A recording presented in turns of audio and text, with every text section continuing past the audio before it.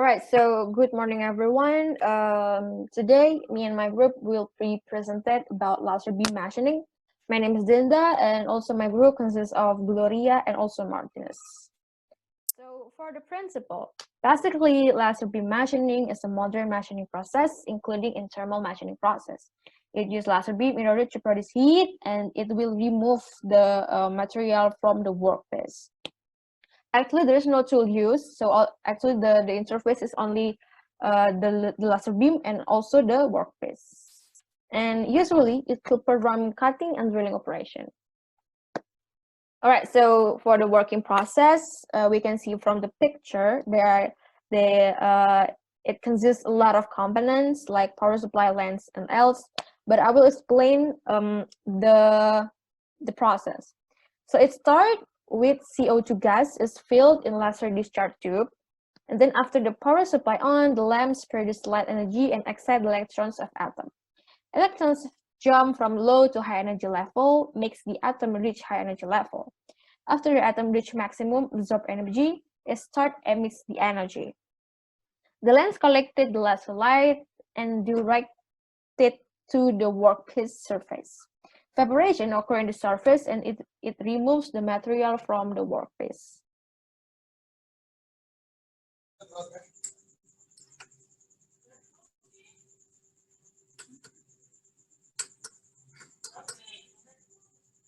Okay, so the equipment used is first is laser machine, second is the power source, third is CAM, fourth is CAD, and five is shielding gas. For the power source is for the high with the high voltage power source is applied across the laser machine to produce the laser beam.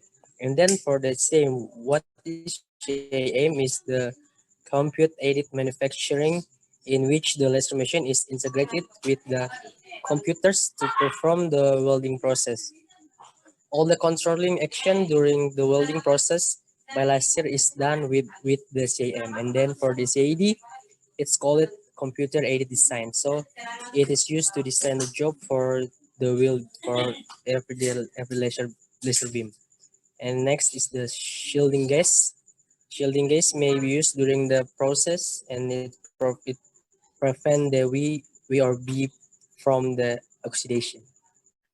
The applications of laser beam machining. The laser beam machining is mostly used in automobile, aerospace, shipbuilding, electronics, steel, and medical industries. It is for machining complex parts with precisions. It's like in heavy manufacturing industry, it is used for drilling and cladding.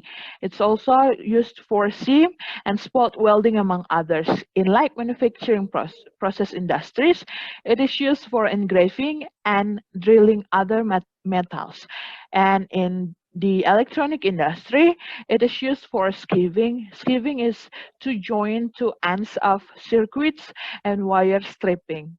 And finally, in medical industry, it is sometimes used for hair removal and also cosmetic surgery. That is all for applications. And then is the advantages of the LBM. First is any material can be machined including non-metal. And the second is the production rate is high. The third is there is no direct contact between the tool and the work. And fourth is there is no tool wear. The extremely small holes can be machined. No mechanical force of the work. The heat affected zone is very small, and then the heat travels can be welded without losing their properties. And the last is the soft materials like rubber, plastic can be machined.